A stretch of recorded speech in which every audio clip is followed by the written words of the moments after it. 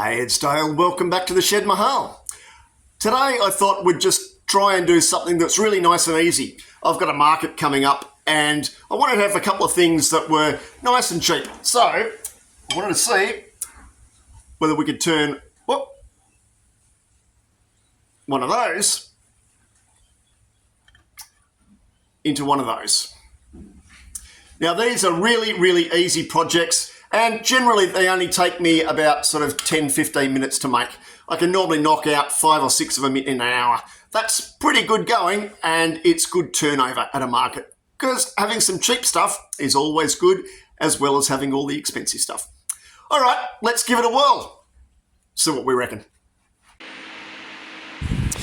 So as I mentioned, today is going to be a nice easy project, which is a bottle opener made out of a bit of scrap silky oak.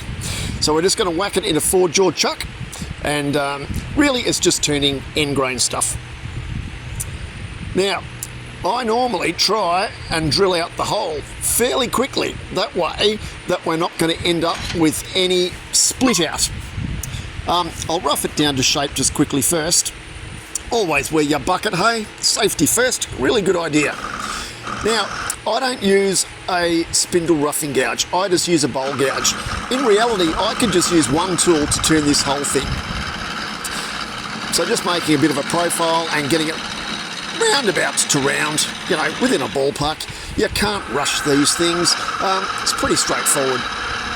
This is in real time, so, you know, I could speed it up a little bit and it would make it look a lot quicker, but this is the reality of how I was turning. Now for this, I was actually showing it for the camera as well. I'd normally speed that along a lot in terms of just whacking through that timber pretty quickly.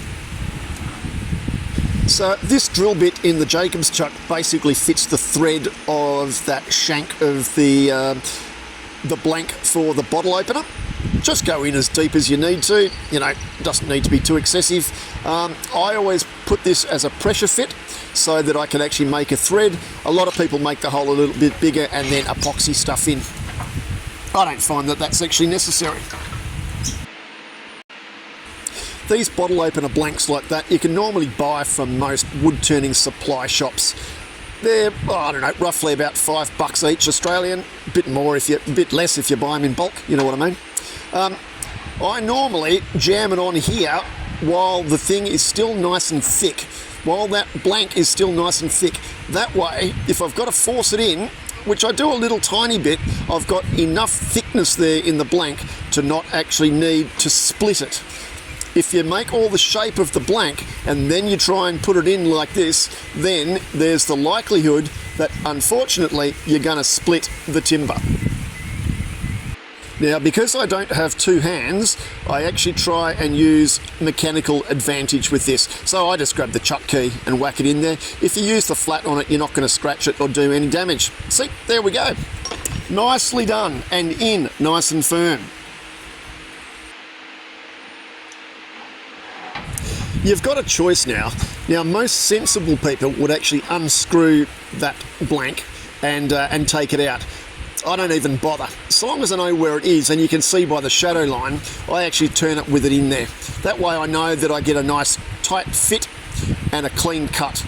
You've just got to be a little bit careful. If you're new to this and it scares you out, freaks you out, don't do it. You know, don't be a wally. But I've been doing this for quite a while, so I know where that blank is going to be, and you can actually see that shadow line. So you can cut all the way up to that. Just watch your fingies and your elbowies and all of those pointy outy bitty thingies. Yeah, see? It isn't too bad at all.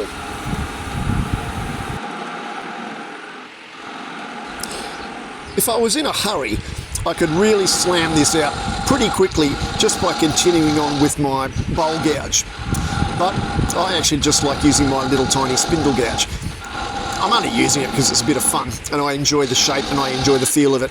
But as you can see, all this is just creating that shape that pleases you. There's no rules about this. You make this the shape that you want to make it. No one else is going to know at the end of the day what shape you had in mind apart from you. So go for it.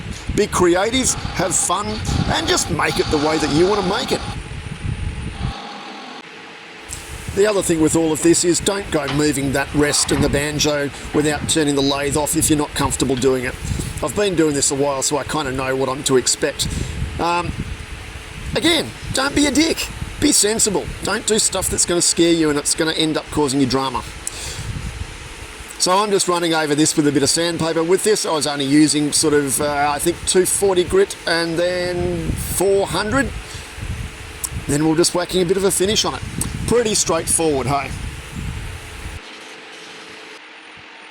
So it's finish time. For this one, I'm just using some custom grit step 2, which is a product that I use a lot on these types of things. I reckon it comes up really, really nicely. The next stage, of course, is then just to quickly part it off. You could do this with a spindle gouge, you could do this with a parting tool, you could do this with a number of things, you could do it with your teeth if that really floated your boat. No, don't do that, that's really silly. In this instance, I'm using a parting tool to do it. Now, if you've got two hands, it makes life a lot easier because you can actually hold one tool in one hand and then grab hold of the piece in the other hand. That way that you can actually get a nice clean cut with basically no need to sand.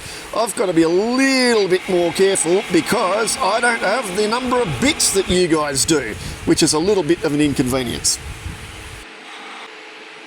I made that tenon really nice and thin, so if you do that, you can just grab it and pull it off. Not like that, you know what I mean. Don't be a grub. Anyway, that's nice and easy. You can see that was only a mil. But yeah, came up quite nicely. Very, very little cleaning up to do. Just that little tiny nub. Easy peasy.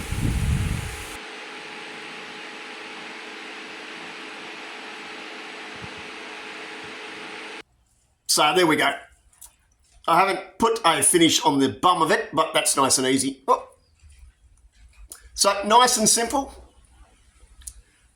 And really, anybody can make something like that. Really nice and easy. All right, we might do a couple of other little basic ones shortly, just so people can get a feel about sometimes how easy it is to turn and turn some fun, nice stuff. All right, next time.